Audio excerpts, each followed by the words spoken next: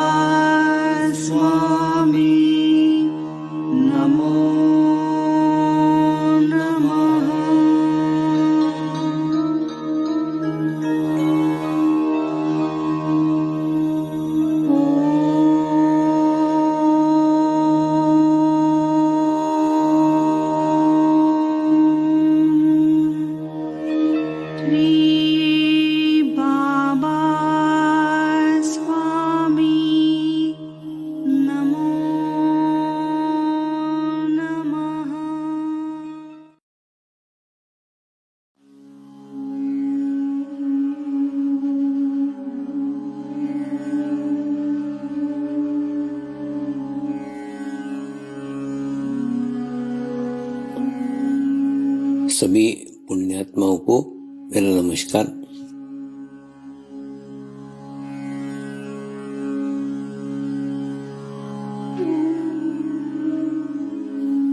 गुरुर्ब्रह्मा गुरुर्विष्णु गुरुर्देवो महेश्वरा, गुरु साक्षात् परब्रह्म तस्मै श्री गुरुवे नमः।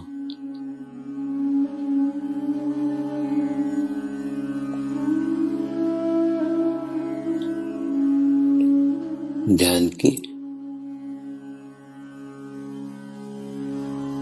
उस स्थिति में जाएंगे जहाँ शरीर भाव पूर्णतः समाप्त हो जाता है।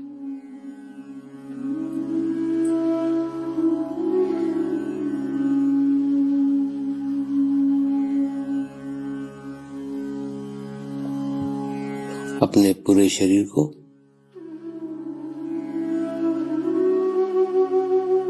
पूर्णतः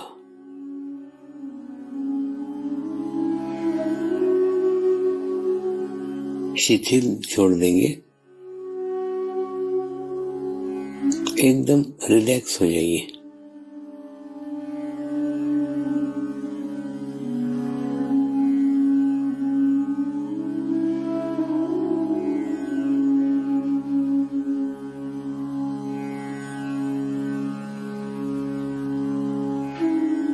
मेरे साथ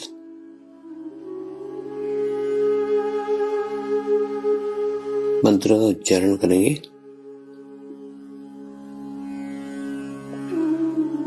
मैं एक पवित्र आत्मा हूँ।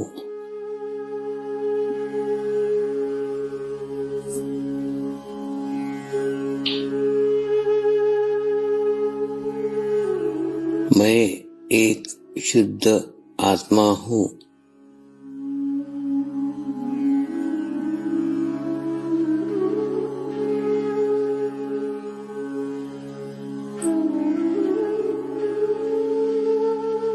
मैं एक पवित्र आत्मा हूँ।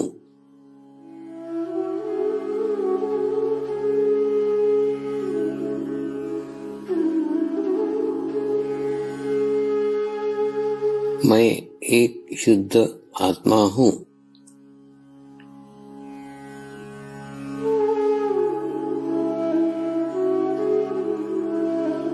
मैं एक पवित्र आत्मा हूँ।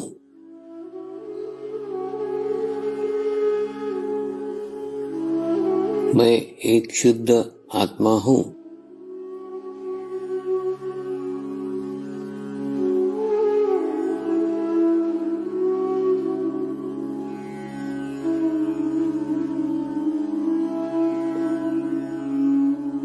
अब इसी आत्मा भाव को बनाए रखते हुए गुरु मंत्र का उच्चारण करेंगे।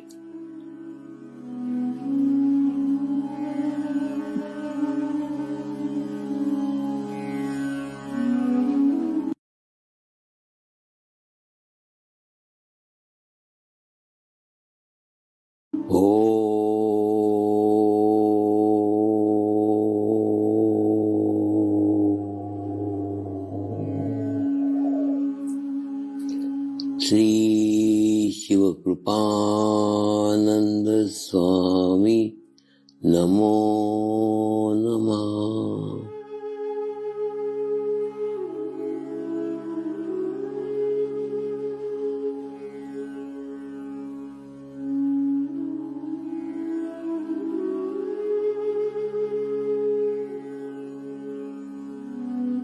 ओम श्री शिव कृपानंद स्वामी नमो नमः।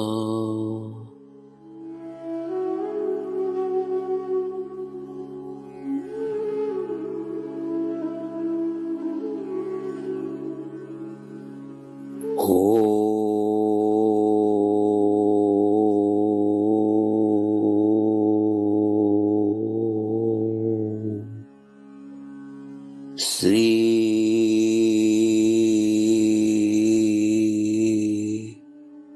शिव कृपानंद स्वामी नमो नमः।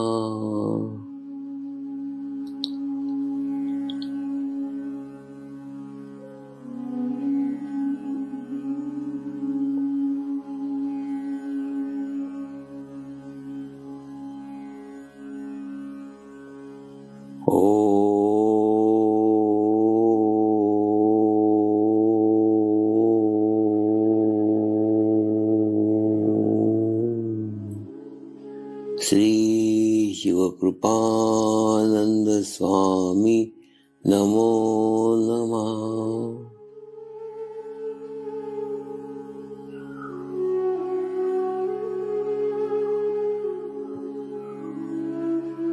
ओम श्री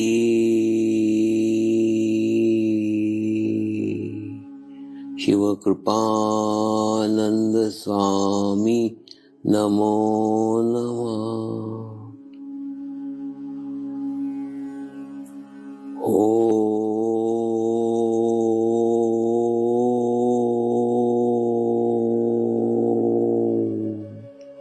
श्री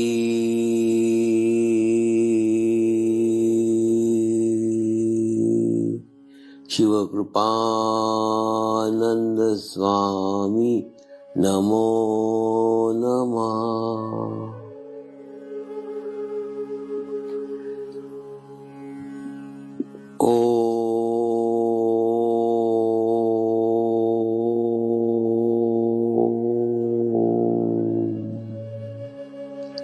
श्री शिव कृपानंद स्वामी नमो नमः।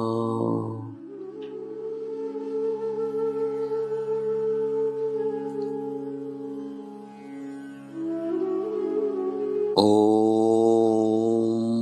श्री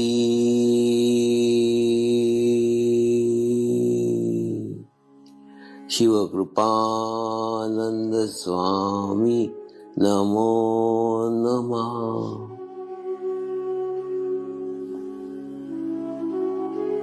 ओम श्री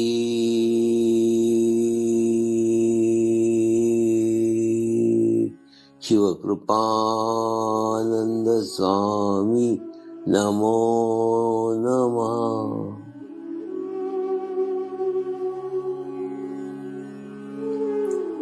अब आप अपना चित्त सहस्त्रार पे रख के थोड़ी देर के लिए ध्यान में जाएंगे।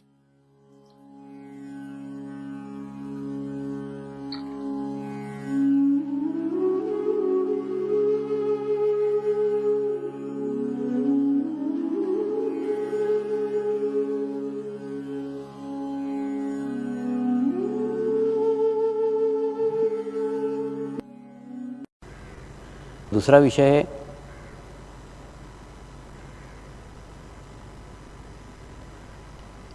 बारह साल तक जो मैंने कहा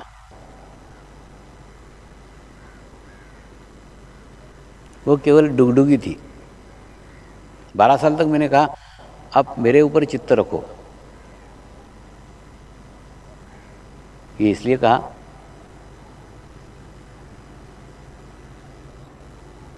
कि आपका चित्त इतना दूषित था, इतना समस्याग्रस्त था, इतना प्रॉब्लम में था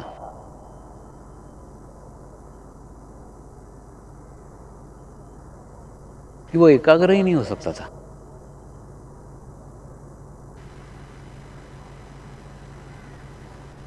जब होता है कि नहीं, हमारी नाव खराब हो जाती है और हमको इस पार से उस पार जाना पड़ता है, तो हम किसी बड़े जहाज के साथ उस नाव को बांध देते हैं। वो जहाज उस नाव का बोझ उठाता है और बाद में जब जहाज चलता है तो उसके साथ में अनेकों नावों इस पार से उस पार जाती।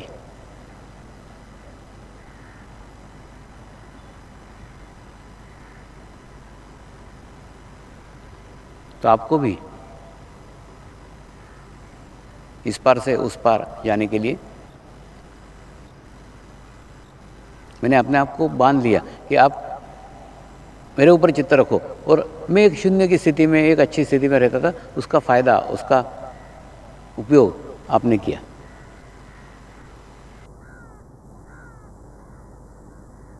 आज उसके आगे की बात कह रहा हूं। एक व्यक्ति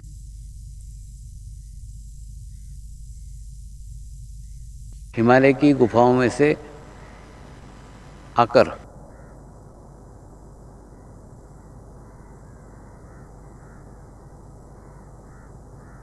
एक ध्यान शुरू करता है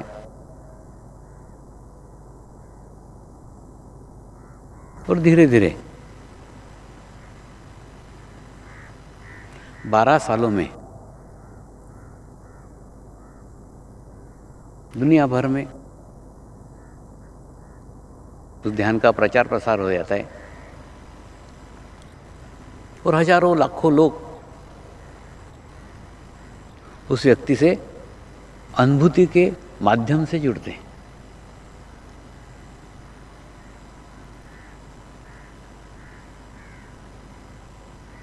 तो क्या ये एक व्यक्ति से संभव है? कभी भी एक मनुष्य से ये संभव नहीं है।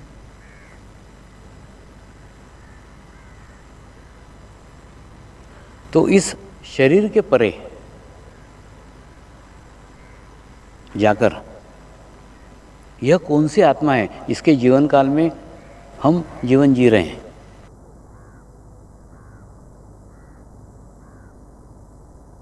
उस आत्मा के ऊपर चित्त को एकाग्र करो तो आप जानोगे ये शरीर में होकर भी मैं शरीर का नहीं हूं।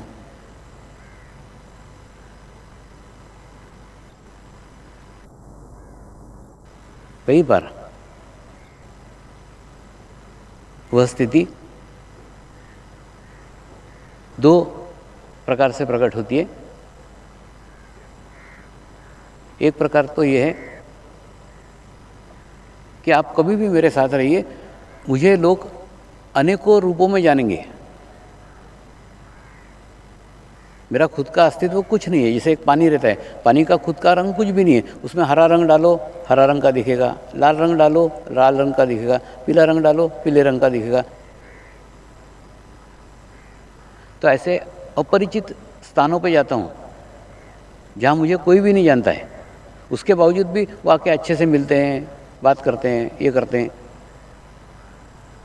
तो मैं जानता हूँ कि वो मुझे नहीं जान रहे, वो किसी और की छवि मेरे अंदर देख रहे हैं। उनको मैं किसी जैसा लग रहा हूँ।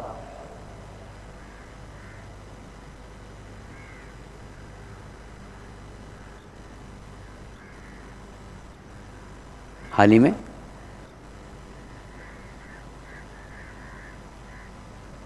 मैंने कश्मीर की यात्रा की।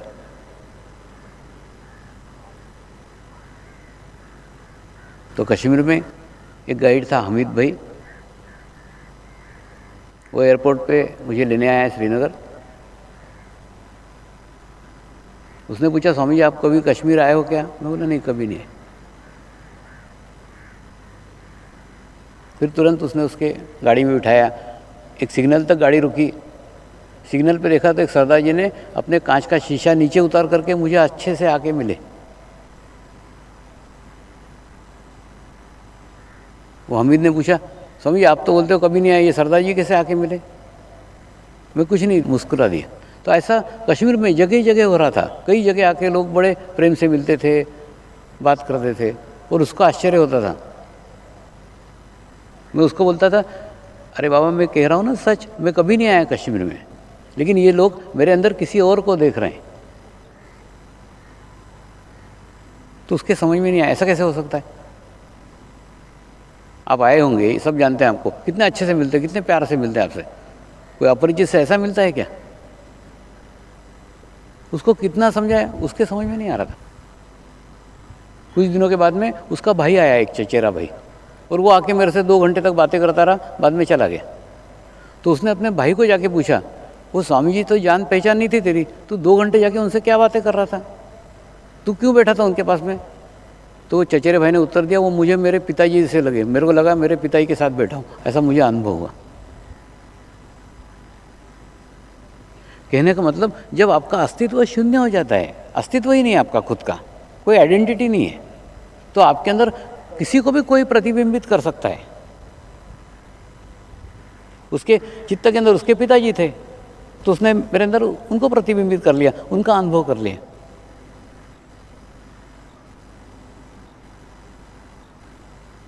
और कल रात घटी हुई घटना ही आपके सामने रखता हूँ, ये दूसरा प्रकार है। पीछे मैदान है, मैदान में मैं बैठा हुआ था और लाइट के कनेक्शन के लिए 4-5 साधक दौड़ भाग कर रहे थे। अच्छा पूर्णिमा का लाइट, ऐसा बैठा हूँ, 5 फीट से मेरे सामने से गुजर रहे हैं, मेरे पास से गुजर रहे हैं, टार्च लेके गुजर रहे हैं, और उनको मैं दिखा नहीं, किसी को भी नहीं दिखा। और उनका सब इलेक्ट्रिक का सब काम हो गया, जब वो जाने लग गए तब मैंने उनका आवाज़ दी, तब उनको मालूम, अच्छा आप यहाँ बैठे हो क्या? मैंने कहा बैठा तो हूँ, तुम्हारा ये सब नाटक में देख रहा था, तुम टार्च लेके दौड़ रहे थे, जा रहे थे। मैं बोला काम में व्यस्त है, मैं क्या को डिस्टर्ब करूँ, चुपचाप बैठा हुआ था। लेकिन जब मैंने देखा कि जब तुम मुझे खोजने लग गए, तो मैंने आवाज़ दिया, बाबा मैं यहाँ हूँ। मैंने वहाँ रह करके भी उन किसी भी 4-5 साधक होके भी एक को भी मैं नहीं दिखा, जबकि उनके एकदम 5 फीट पे बैठा हुआ था, एकदम पास से गुजर रहे थे, लेकिन उनको दिखा नहीं।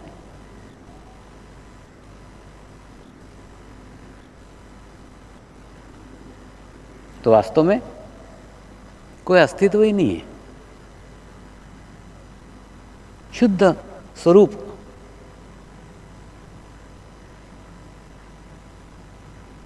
ये केवल गुरु कृपा में प्राप्त हुआ है। और आध्यात्मिक क्षेत्र में अधिकृत शब्द को बहुत महत्व है। गुरुओं ने जब इस कार्य के लिए अधिकृत किया, तभी ये कार्य हो सका। जब अधिकृत करते हैं ना, तो हम माध्यम बन जाते हैं। हमारे से होता है, लेकिन हम करते कुछ नहीं। अल्लाह मेहरबान तो गधा पहलवान, वैसा प्रकार है। हम कुछ नहीं करते, सब हमारे हाथ से हो जाता है।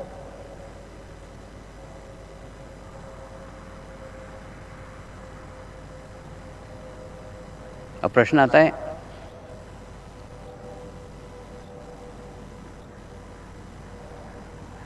मनुष्य समाज में समर्पण ध्यान की क्या आवश्यकता है?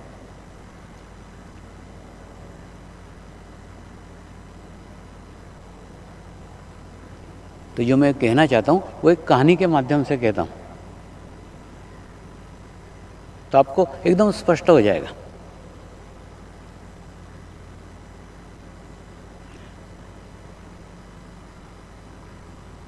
कई सालों पुरानी कहानी है। कलकत्ते की एक सड़क के ऊपर जो वहाँ का वाइसराय था, उसको सम्मान प्राप्त था कि वो 4 घोड़ों की गाड़ी वहाँ से ले जा सकता था। उसके लिए रिस्पेक्ट दिया गया था, उसको सम्मान दिया गया था। उसके अलावा उस सड़क पे से 4 घोड़ों की गाड़ी लेकर कोई भी नहीं जा सकता था, बैन था। ये ट्रैफिक का नियम था। गांव का एक जमींदार खेडूत था बेचारा, उसको ज़्यादा नियम पता नहीं थे। वो 4 घोड़ों की गाड़ी लेकर उसी सड़क से गुजरा, और जैसे सड़क से गुजरा तो ट्रैफिक पुलिस वालों ने पकड़ा उसको, और पकड़ने के बाद में उसको नियम पढ़ के सुनाया कि यहाँ का नियम है कि इस रोड के ऊपर से 4 घोड़ों की गाड़ी ले जाना मना है, तो तूने नियम को तोड़ा है, तू दंड का पात्र है। तो उसकी गाड़ी भी जब्त कर दी और उसको भी जेल में डाल दिया। दूसरे दिन उस जमींदार ने अपने वकील मित्र को फ़ोन किया। मित्र ने संपूर्ण किस्सा सुन लिया और उसे आश्वासन दिया, कल सवेरे कोर्ट में तुझे मैं छुड़ा दूंगा। दूसरे दिन कोर्ट के अंदर पेशी हुई। मजिस्ट्रेट के सामने पुलिस लोगों ने उसका गुनाह रखा कि इस रोड से 4 घोड़ों की गाड़ी ले जाना मना है, ये सम्मान केवल वायसराय को प्राप्त है। इस जमींदार ने 4 घोड़ों की गाड़ी ले जा करके उस नियम को तोड़ा है और इसीलिए ये दंड का पात्र है, इसलिए आपके सामने प्रस्तुत है। ये जमींदार के वकील ने वो पूरे फिर नियम को पढ़ा। आपका नियम बराबर है, लेकिन आपके नियम को कहीं भी मेरे जमींदार ने तोड़ा नहीं है। तो जो ट्रैफिक पुलिस थे वो चिढ़ गए, कैसे नहीं तोड़ा है, हमने देखा है, हमारे सामने हमने गाड़ी जब्त की है, 4 घोड़े जब्त किए हैं।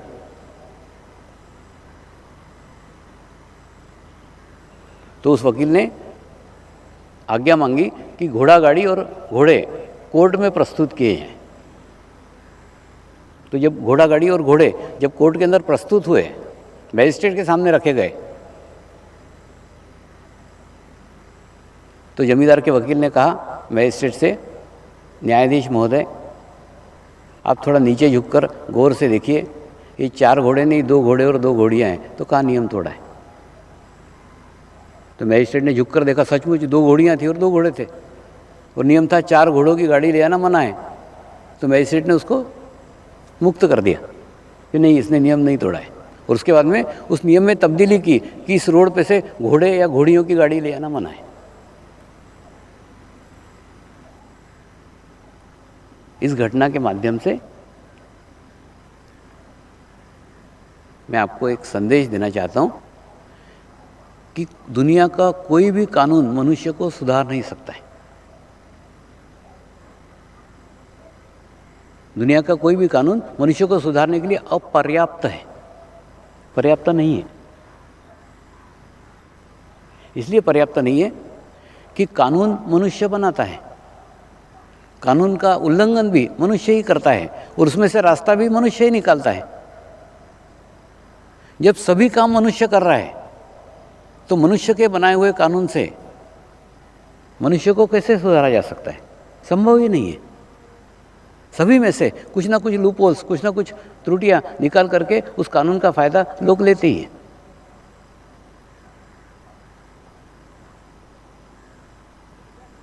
लेकिन समर्पण ध्यान की वो पद्धति है जिस पद्धति में आपकी अंतरात्मा जागृत हो जाती है। यानी आपको कोई सुधार सकता है तो आपको दुनिया का कोई कानून नहीं सुधार सकता, आपको खुद आप ही सुधार सकते हो। आपके अंतरात्मा जागरूक होने के बाद में कौन सी चीज़ सही है और कौन सी चीज़ गलत है, इसका ज्ञान आपको होना शुरू हो जाता है। और उसके बाद में आपने देखा, ये सिर्फ मेरी बातें नहीं, आप आपके अनुभव देखो ना। जब आप ध्यान के अंदर आए, कुछ अच्छी बातें आपके साथ जुड़ी हुई थी, कुछ बुरी बातें आपके साथ जुड़ी हुई थी, सब जुड़ा हुआ था। मैंने कोई बंधन डाले क्या? नहीं। आप जैसे थे वैसे के वैसे अपनाया, वैसे ही गले लगाए। ये नहीं बोला ये छोड़ करके आओ, वो तोड़ करके आओ, वो फोड़ करके आओ, कुछ नहीं बोला। तू जैसा है वैसा का वैसा आ, मेरे को कुछ नहीं तेरे को बदलाने की जरूरत है, तू वैसा का वैसा ही ग्रहण किया।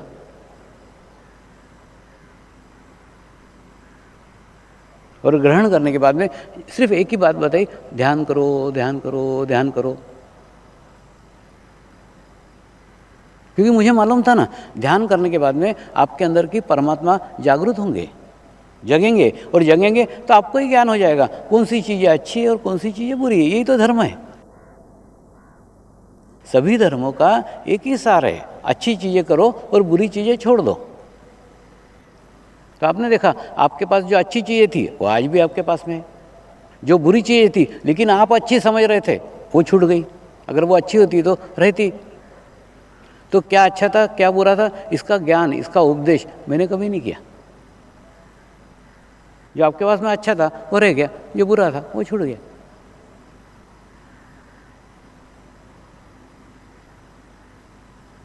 यानी आपके अंदर की ईश्वरीय शक्ति जागृत होने के बाद में आपके पास अच्छा ही रहता है, बुरा खुद ब खुद छूट जाता है, छोड़ना नहीं पड़ता, छूट जाता है।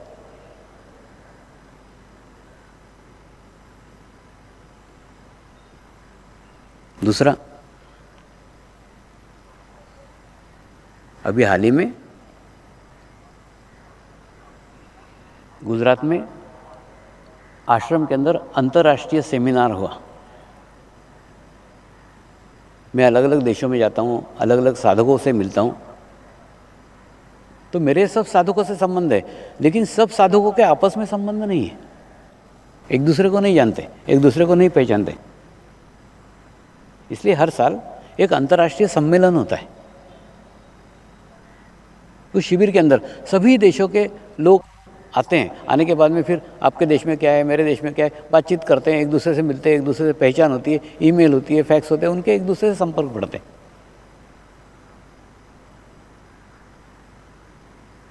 तो इस बार चिंतन किया गया कि विश्व की समस्या क्या है, विश्व की प्रॉब्लम क्या है, विश्व का संकट क्या है, कौन सी ऐसी बात है जो प्रत्येक देश के अंदर सब महसूस कर रहे हैं कि नहीं है। और वो विषय था असुरक्षा की भावना। ये असुरक्षा की भावना हमारे देश में नहीं, सारे विश्व के अंदर सब जगह अपने आप को मनुष्य असुरक्षित महसूस करता है।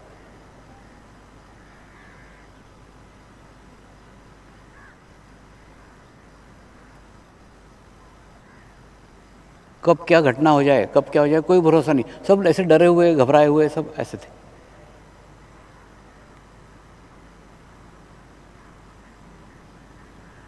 तो उनको मैंने बताया कि ध्यान करोगे, मेडिटेशंस करोगे, तो आपके आसपास एक आभा मंडल निर्माण होगा, आपके आसपास एक गोरा निर्माण होगा।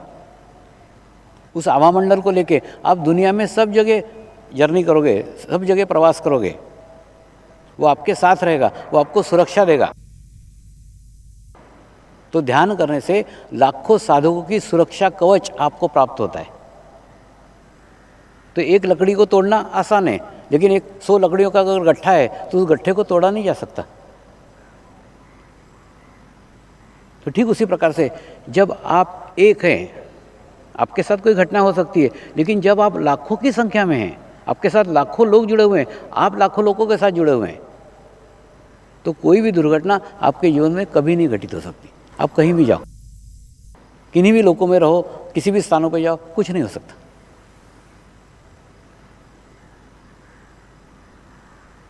जिस प्रकार से बीमा कंपनियों का प्रीमियम भरते हो, ठीक उसी प्रकार से नियमित ध्यान करके आप ध्यान का प्रीमियम भरो तो आपको सुरक्षा कवच खुद ब खुद प्राप्त हो जाएगा।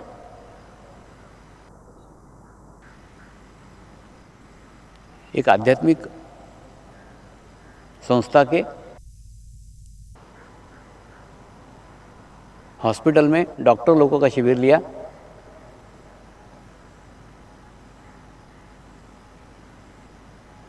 तो डॉक्टरों ने पूछा, स्वामी जी अलग अलग देशों में आप जाते हो, अलग अलग जगह का खाना खाते हो, अलग अलग जगह का पानी पीते हो, आपको डायरिया नहीं होता क्या,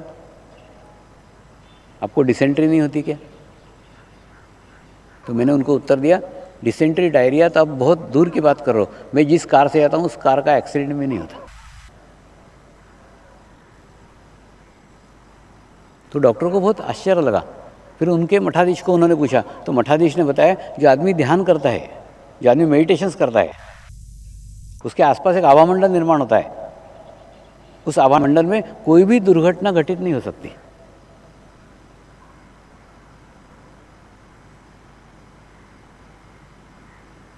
लेकिन ये सुरक्षा कवच प्राप्त करना, बीमारियां ठीक करना, व्यसनों से मुक्त होना, समस्याओं से मुक्त होना, रोगों से मुक्त होना, यह योग नहीं है। योग का अर्थ है परमेश्वर के शक्तियों के साथ जोड़ना। ये तो सब शरीर से संबंधित हुआ ना। परमात्मा से जुड़ते हो तो परमात्मामय होने के लिए। प्रत्येक योग का अंतिम लक्ष्य मोक्ष है। केवल उसके एक पार्ट को लेकर के रहना कि योग से व्यसन छूट रहे हैं, काफ़ी नहीं है। योग से बीमारियां ठीक हो रही है, काफ़ी नहीं है। योग से समस्याएं दूर हो रही है, काफ़ी नहीं है। योग से सुरक्षा कवच प्राप्त हो रहा है, काफ़ी नहीं है। उसके पूर्ण स्वरूप तक पहुंचो ना, तो पूर्ण स्वरूप है कि मोक्ष की स्थिति प्राप्त करना। फिर वहीं आ रहा हूं मैं। ये सब बाय प्रोडक्ट है, मोलासिस है, उसको चाटो मत, शक्कर खाने की कोशिश करो।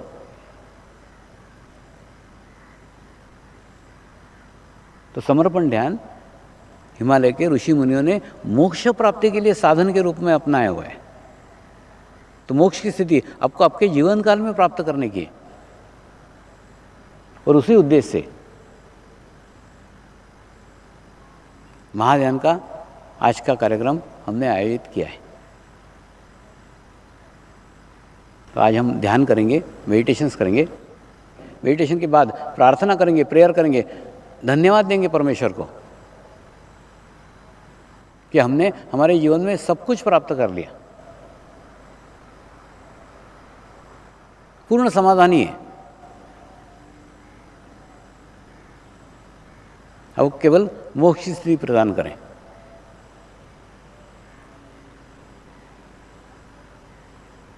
हो सकता है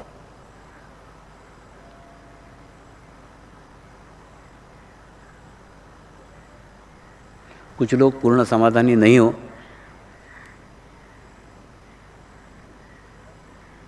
हो सकता है कुछ लोगों को समस्या हो,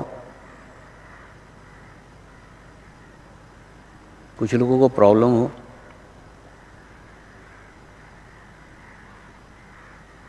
लेकिन फिर भी प्रार्थना करने का नाटक करने में क्या हर्ज है?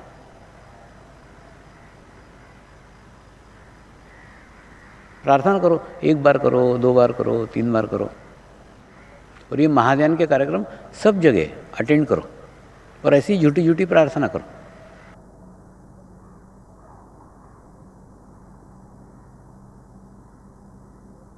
कुछ दिनों बाद आप देखोगे सचमुच आप में समाधान स्थापित हो गए, संपूर्ण समाधान स्थापित हो गया।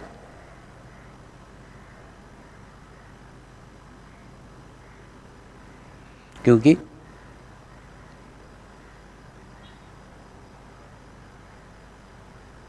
इतने सालों से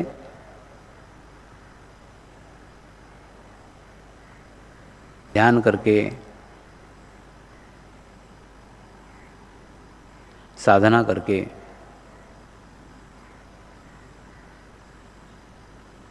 जो ईश्वरीय शक्तियां प्राप्त की,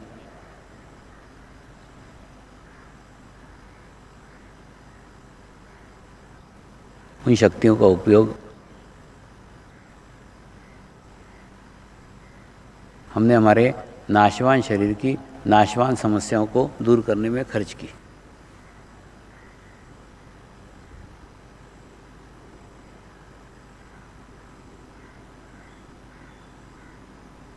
तब जीवन में यह जाना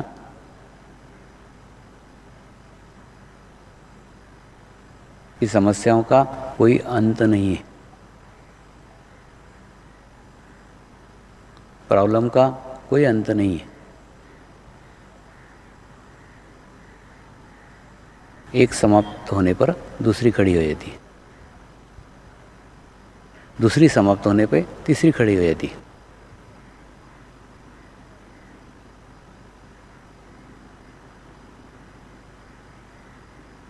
इसलिए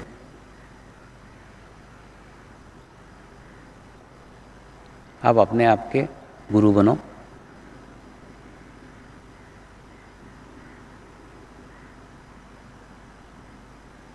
और इन समस्याओं से बाहर निकलो।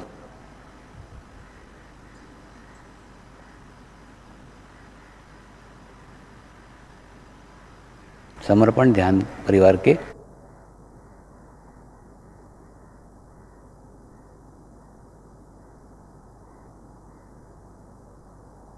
इतिहास में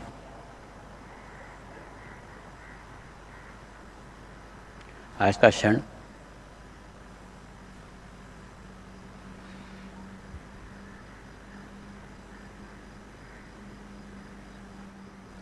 वह क्षण है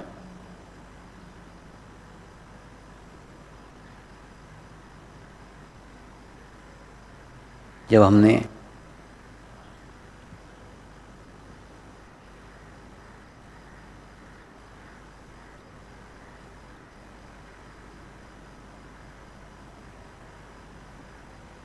समस्याओं से चित्त हटाकर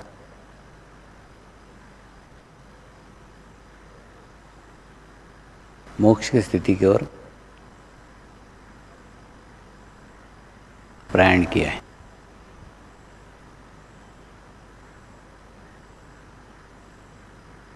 एक बार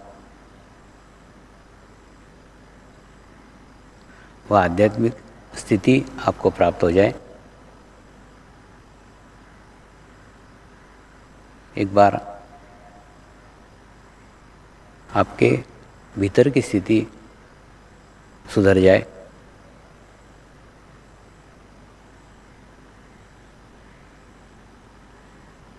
भीतर की समस्या समाप्त हो जाए, तो आपको बाहर समस्या आएगी ही नहीं।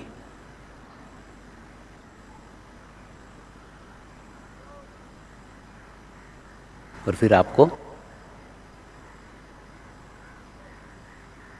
बार बार मेरी आवश्यकता भी नहीं पड़ेगी।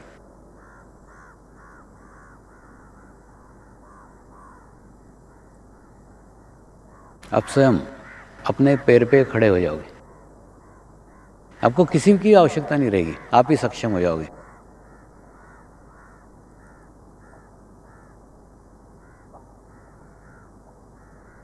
आज हम इसी उद्देश्य को लेकर अब ध्यान करेंगे, मेडिटेशंस करेंगे। अब हम प्रार्थना करेंगे सभी आत्माओं की आत्म उन्नति हो, आध्यात्मिक प्रगति हो,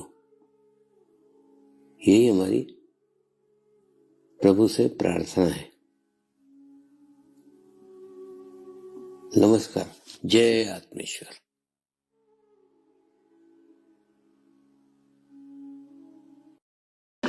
शांति पाठ करेंगे। ओम द्योः शांति अंतरिक्षगम शांति पृथ्वी शांति रापः शांतिरौषधयः शांति वनस्पतयः शांति विश्वे देवाः शांति ब्रह्म शांति सर्वगं शांति शांतिरेव शांति क्षमा शांतिरेधि। ओम शांति शांति शांति सर्वारिष्ट सुशांतिर्भवतु।